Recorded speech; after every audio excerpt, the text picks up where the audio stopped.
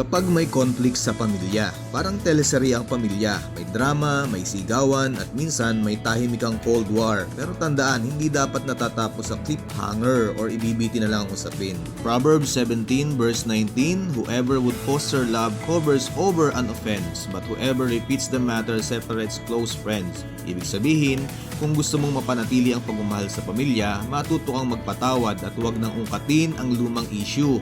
Mas mahalaga ang relasyon mo sa pamilya kaysa pagtatanim ng galit o sama ng loob. Kapag may conflict, kalma lang, hindi porket ikaw ang tama, ikaw na ang bida. Hindi porket ikaw ang mali, ikaw na ang kontrabida.